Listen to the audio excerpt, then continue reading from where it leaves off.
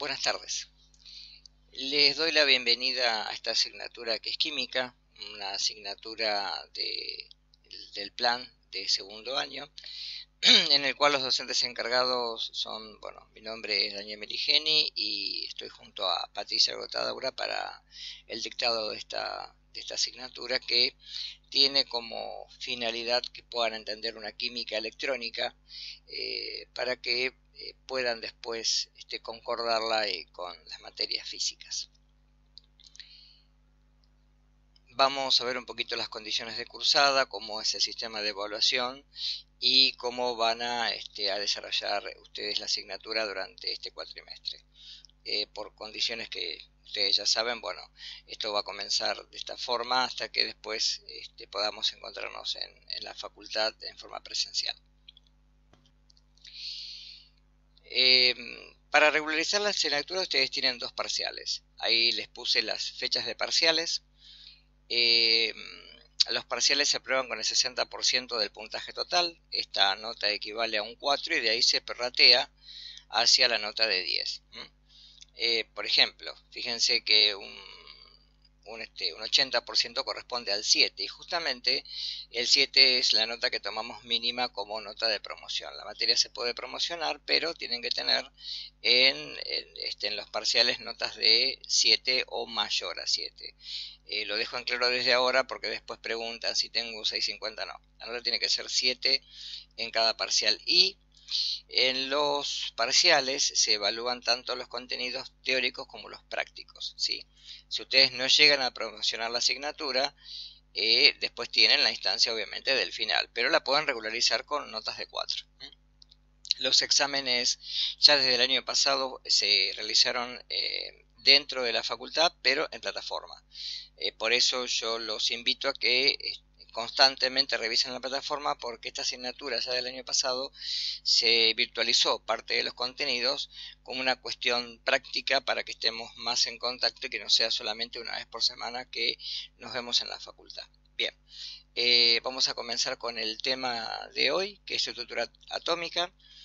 También voy a cargar un video anexo sobre tabla periódica y les voy a dejar además un enlace para que ustedes puedan bajar, descargar una tabla desde la web directamente, o si tienen una tabla periódica sería conveniente que la tengan en mano antes de empezar con la clase.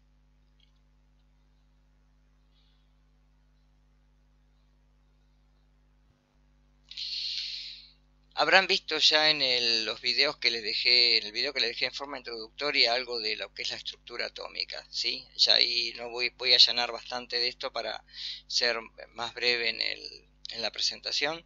Fíjense que el átomo antiguamente estaba visto como algo continuo, es decir, como que no había algo más chico que el átomo, y sin embargo, ya Demócrito hablaba de una materia discontinua, ¿sí? Primero, ¿qué es materia? Materia es todo lo que puede ocupar un lugar en el espacio y que posee masa. De ahí que la luz no es un sistema material. ¿Sí? Los gases sí. Ustedes pueden verlo sencillamente cuando se mueve una cortina a través de cuando abre una ventana. Es aire que entra movido por esta fuerza que es el viento o una brisa. Y es gas, materia, que se mueve en el espacio, ¿sí? Ya Dalton habla de mucho más adelante de una materia discontinua, y esto está dado a través de que se pensaba que el átomo era solamente una unidad indivisible. A partir del descubrimiento de lo que han visto de las partículas subatómicas, es de que uno puede decir que el átomo es divisible o se puede dividir en fragmentos más chicos. ¿Qué son moléculas? ¿Qué son átomos? Una molécula es ya la unión de por lo menos dos elementos, mínimamente de dos, ¿sí? Cuando uno hace referencia dice el átomo de helio, porque el helio es un gas monoatómico. En cambio, la molécula de oxígeno habla de dos átomos de oxígeno que se unen para formar una molécula. También tienen la molécula de monóxido de carbono, fíjense, unida por un átomo de oxígeno y un átomo de carbono, y la molécula de agua, que ustedes ya la conocen, unida, ¿sí?, mediante un enlace entre el hidrógeno y el oxígeno, ¿sí? Dos átomos de hidrógeno para un átomo de oxígeno.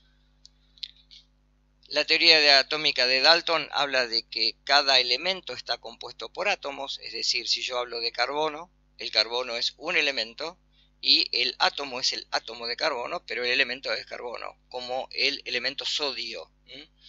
Cada elemento es distinto del otro porque tienen características distintas, ¿sí? Todos los átomos de un elemento son idénticos. Si yo hablo de carbono, todos los carbonos son idénticos. Pues vamos a ver que hay una pequeña diferencia entre los llamados isótopos, pero algo sí tienen en particular de que los hace de que sean carbono. Cuando uno hace reaccionar los elementos entre sí, los átomos no cambian. Por ejemplo, si yo tengo una reacción química entre el hidrógeno y el oxígeno para formar agua, el agua está formado por átomos de hidrógeno y un átomo de oxígeno. ¿Sí? Cada molécula está formada por átomos individuales que en conjunto forman algo mucho más, de un nivel superior. Ustedes ya lo han visto en el ingreso. Y cada compuesto se va a formar cuando los átomos de dos o más elementos reaccionan químicamente entre sí. Esto es lo que estudia la química. ¿Por qué los elementos, cuando reaccionan, forman compuestos, moléculas, o también forman estructuras llamadas compuestos iónicos, ¿sí? Que no son moléculas, lo aclaro desde ahora. Descubrimiento del electrón. Para poder llegar a los electrones, Thomson diseña esto que tienen ahí en pantalla, que es un tubo de rayos catódicos, y este tubo es el tubo que antes se usaba como el tubo para los televisores comunes, los televisores viejos, que eran de tubo, en el cual se imprimía sobre una pantalla la imagen a través de la emisión de partículas, ¿sí? En este caso el tubo es un tubo que se le ha hecho un vacío. Fíjense que ahí tienen un lugar en la parte superior con una flecha, donde hay una bomba de vacío que lo que hace es retirar todo el contenido que tenga en el interior, en este caso aire, y luego se le inyecta un gas.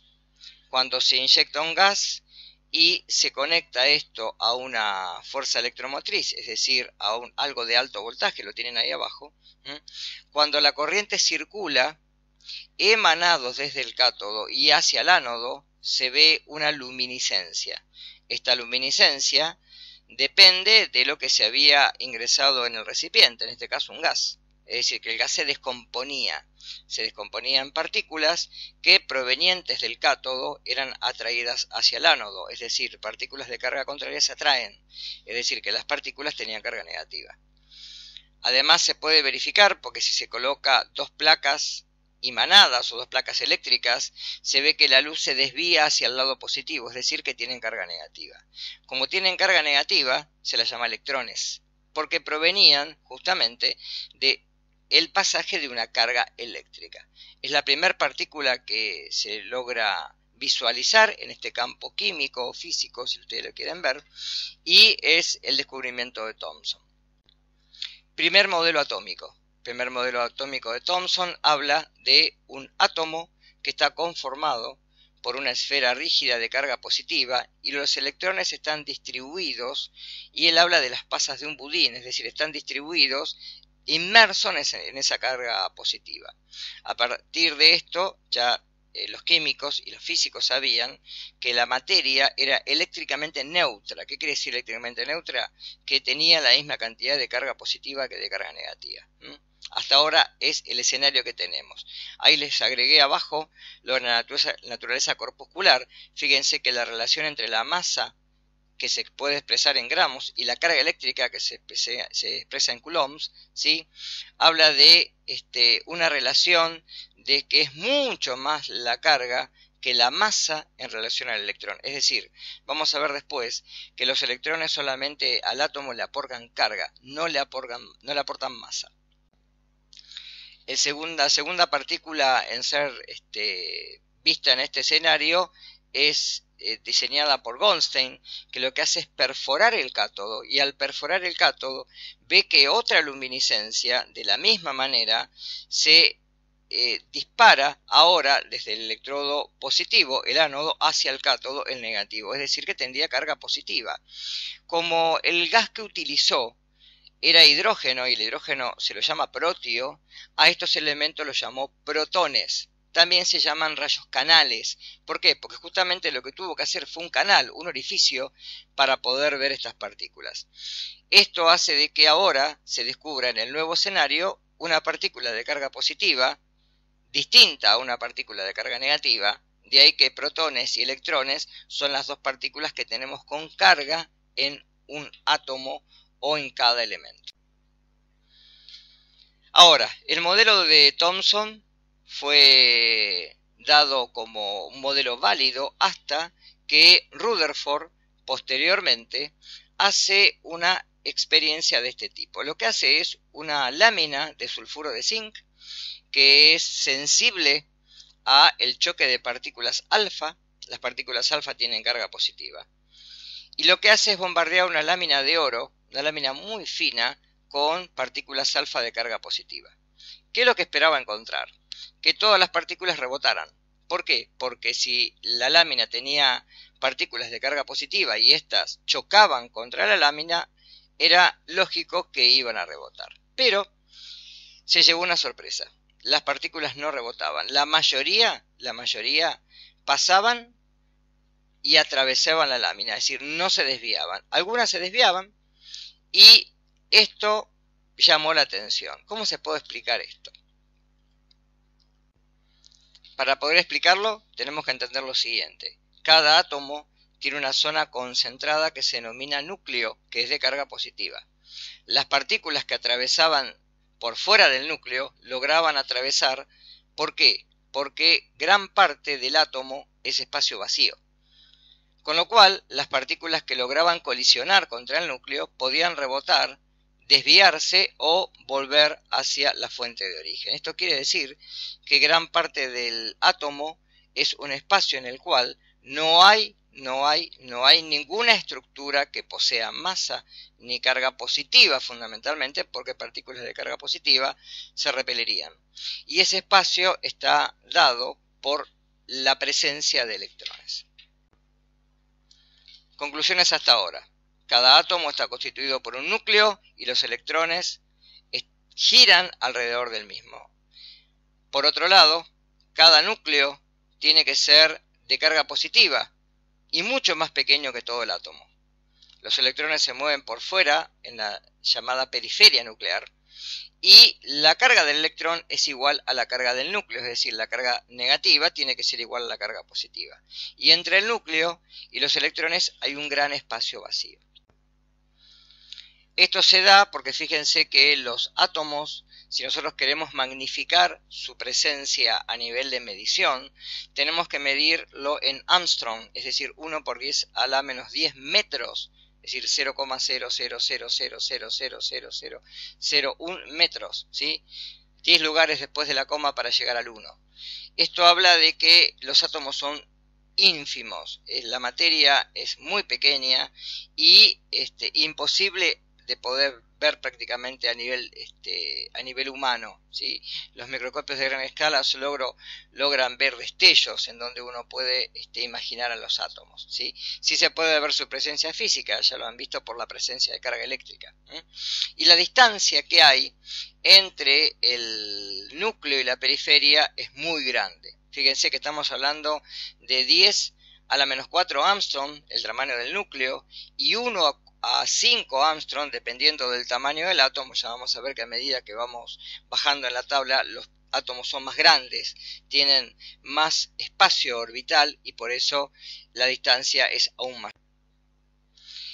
Ahora, para poder descubrir la tercera partícula atómica, hubo que avanzar mucho más en la física. Y la química también descubrió los elementos que emiten radiaciones, es decir, la radioactividad, ¿sí? Hay elementos que son radiactivos y esa radioactividad es natural, es decir, se desprenden núcleos o partículas enteras del átomo y se comienzan a desintegrar, ¿sí? Esto habla también, obviamente, de que la materia es divisible, porque si se puede desintegrar es porque evidentemente se puede dividir. Las radiaciones son de tres tipos, alfa, beta y... Ahí tienen una serie de características de cada uno. no las voy a detallar, solamente recuerden que las partículas alfa tienen carga positiva, son núcleos de helio enteros, las partículas beta tienen carga negativa, son electrones, y las partículas gamma son ondas electromagnéticas que son las más perjudiciales, ya que estas pueden ser dañinas para fundamentalmente todo lo que es la biología celular. Bien. Pero a partir del primer concepto de las partículas alfa, que tienen carga positiva, pero que tienen una masa sí mayor, es que es descubierto el neutrón. Chadwick lo que hace es descubrir la tercera partícula, bombardea belirio con partículas alfa de alta energía y lo que descubre una partícula que no tiene carga. Esa partícula, que es eléctricamente neutra, es decir, sin carga, pero sí con masa, es el neutrón. Si ustedes ven la tabla que tienen a continuación, pueden visualizar que uno puede decir electrones, protones y neutrones como las partículas subatómicas que forman todo el universo material. Tanto electrones como protones tienen carga, electrones carga negativa, protones carga positiva, los neutrones no tienen carga. Pero, fíjense una cosa curiosa, si uno hace la relación entre la masa de un neutrón o la masa de un protón, es 1800 veces aproximadamente mayor que la masa de los electrones. Fíjense ahí en notación científica que si ustedes pueden hacer la relación, hagan el cociente y van a ver que les da más de 1800 veces una a la otra. Es decir, que los electrones al átomo en sí no le aportan masa. Algo muy importante para después poder entender cómo podemos llegar al número de neutrones con una sencilla resta.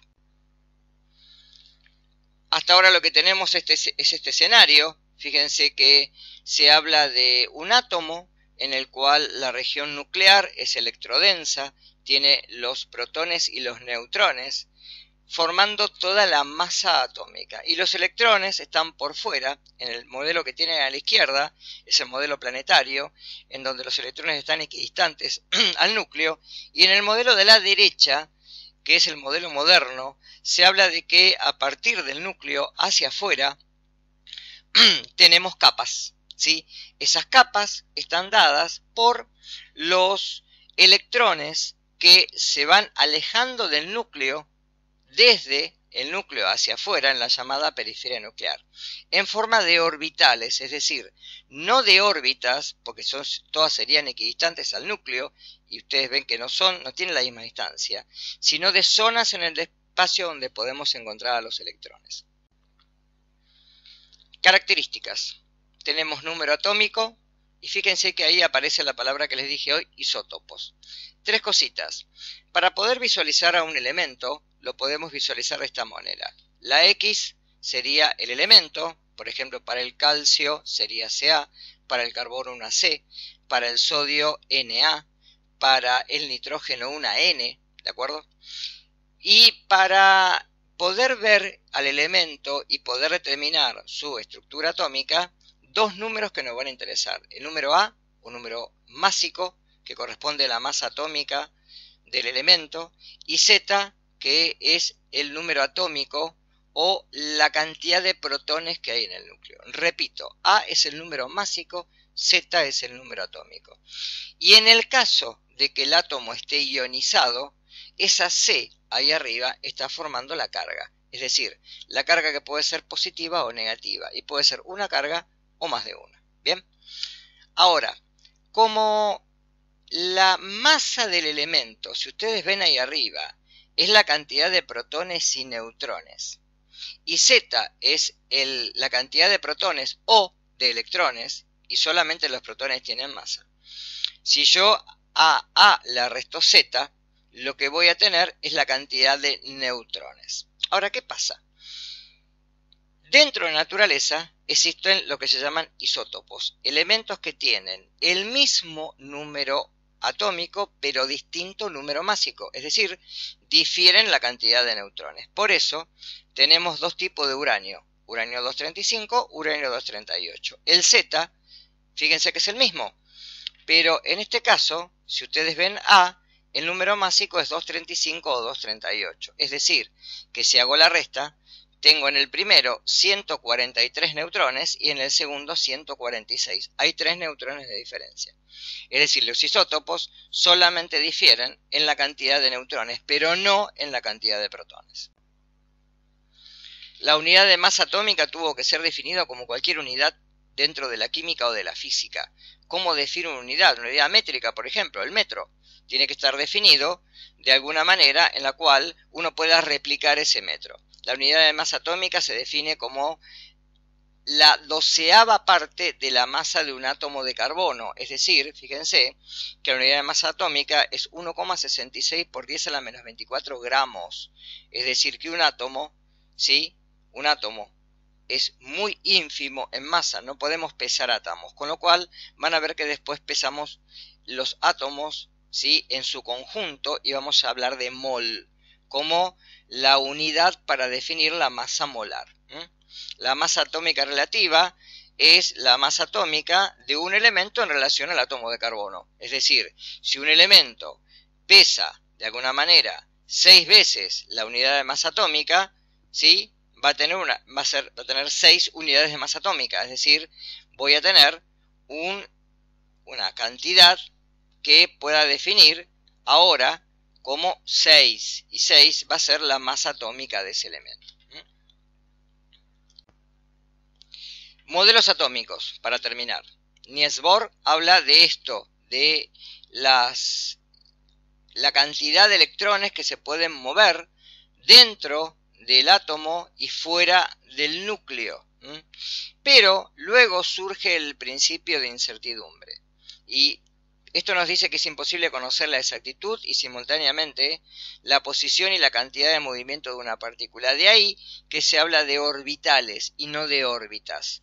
Por eso es mucho, hoy en día el concepto es de orbital y no de órbita. Zona del espacio y no solamente el giro del electrón alrededor. Cada electrón va a ocupar un orbital definido y esto va a estar definido por los números cuánticos. En esta asignatura no vamos a llegar a números cuánticos, ¿sí? Solamente tengan el concepto.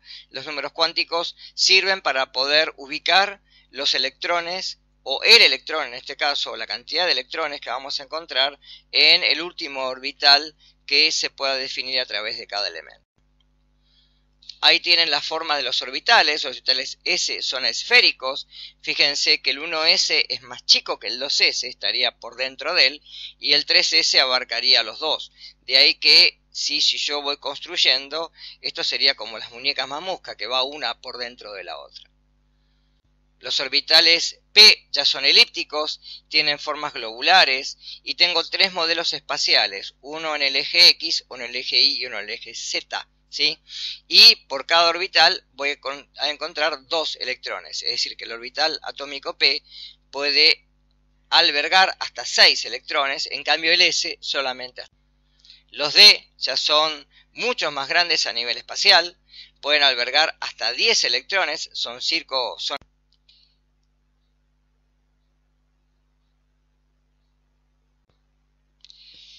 En el caso de la configuración electrónica, lo que tenemos que ver es el diagrama de Pauling.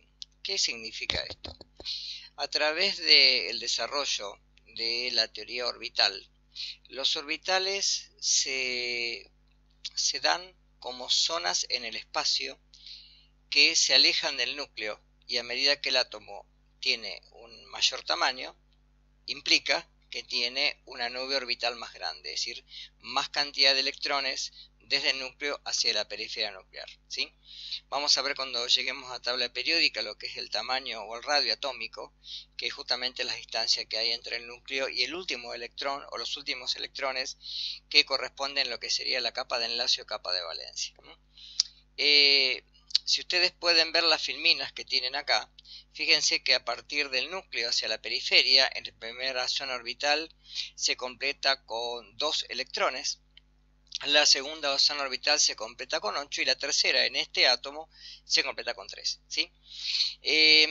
Esto implica que a medida que el átomo va generando más capas electrónicas, uno puede encontrar o puede saber o puede predecir cuál es justamente la capa de enlace, cuál es la capa que me interesa, porque es la capa que después vamos a ver como la capa en la cual los elementos pueden combinarse químicamente a través de justamente de esta capa, ya sea cediendo o captando electrones o bien pudiendo compartirlos. De ahí vamos a ver que los enlaces son distintos. ¿Por qué se da esto? Si ustedes ven los niveles de energía a través desde el núcleo hacia la periferia nuclear, vemos que el nivel 1 está muy cerca del nivel 2, el nivel 3 está más alejado, pero el nivel 4, a pesar de que está más lejos, se llega a intercalar, es decir, hay una zona en la cual hay un principio por el cual los electrones se ubican en niveles de menor energía. Fíjense que el nivel 3p, en vez de continuarse electrónicamente con el nivel 3d, solapa al nivel 4s, es decir, que el nivel 4s está por encima del nivel 3d y no posteriormente. Esto hace que en los niveles de energía que están más lejos del núcleo dispongan de esta energía de una manera distinta. Por eso que vamos a ver después que los elementos de transición no llegan a completar su última capa de valencia o capa de enlace. Acá tenemos el diagrama de Pauling. Como ustedes verán, el diagrama de Pauling está dado en una suerte de niveles de energía. Fíjense, el primer nivel se completa con 2 electrones como máximo, el segundo nivel con 8, y el tercer nivel, a pesar de que uno supone que se podría completar con 18 electrones, que es la regla de 2 a la n al cuadrado, si ustedes hacen eso, fíjense que 2 a la n, 2 por n al cuadrado, 2 por 1 al cuadrado es 1, así que serían como máximo 2 electrones. Si hago n es 2, 2 por n al cuadrado 2 por 2 sería 4, 2 por 4 8 y así sucesivamente. Sin embargo, si ustedes ven la tabla, y después vamos a remarcar por qué el tercer nivel solamente se completa con 8 electrones, pero vamos a ver después que también tiene niveles de que pueden ser de alguna manera si completados a través de que esos elementos puedan captar más electrones, de ahí que se habla de expansión electrónica. Bien, el diagrama se sigue en forma diagonal. Primero 1s2, después 2s2, 2p6, 3s2, 3p6, pero luego no sigo al 3d10, sino que voy al 4s2, ¿sí? Veámoslo. Ahí tienen ejemplos, ¿sí? Supongamos el calcio. El calcio tiene un Z igual a 20, es decir, tiene 20 electrones. Si yo hago la configuración electrónica habla de 1s2, 2s2, síganme por favor con el número de electrones, 2p6, hasta acá tendría 10, 3s2, ¿sí? Tengo 12, 3p6, 18, 4s2, completaría con los 20. Fíjense que remarqué en rojo el último nivel completo. Ahora, ¿qué son los números cuánticos? Los números cuánticos surgen justamente de la física cuántica, la física que después toma la química para poder resolver algunos principios como el principio de justamente la teoría de enlace. Los números cuánticos son 4. El número cuántico es el número cuántico n, que indica el nivel al cual pertenece ese electrón. Ahí les voy a dejar abajo una tablita para que vean desde dónde va, hasta dónde. El segundo número cuántico es L y me forma, como vieron anteriormente, me da la forma del orbital. Si el orbital es esférico, S. Si el orbital es esférico S, vale 0. Si el orbital es P y es elíptico, tiene 3 lóbulos, 3 suborbitales, es decir que ya vale 1 y tiene 3 posiciones. De ahí el número magnético M, que puede tomar solamente para S un solo valor, que es 0. En cambio, para el nivel P, que es el nivel posterior, o sea, un L igual a 1, va a tomar las capas suborbitales menos 1, 0 y más 1. Y el spin es el sentido del electrón. El electrón puede girar hacia la derecha o a la izquierda, un sentido u otro, ¿sí? De giro, con lo cual puede ser más un medio si gira hacia un lado o menos un medio si gira hacia el otro. Después van a ver cómo se pueden completar las casillas orbitales. Estos son ejemplos para que empiecen a poder entender la teoría orbital. Para el hierro, con un Z igual a 26, la configuración electrónica es 1s2, 2s2, 2p6, 3s2, 3p6, 4s2, 3p6. La última capa orbital se completa con 3p6. Si ustedes ven, el n ya es igual a 3.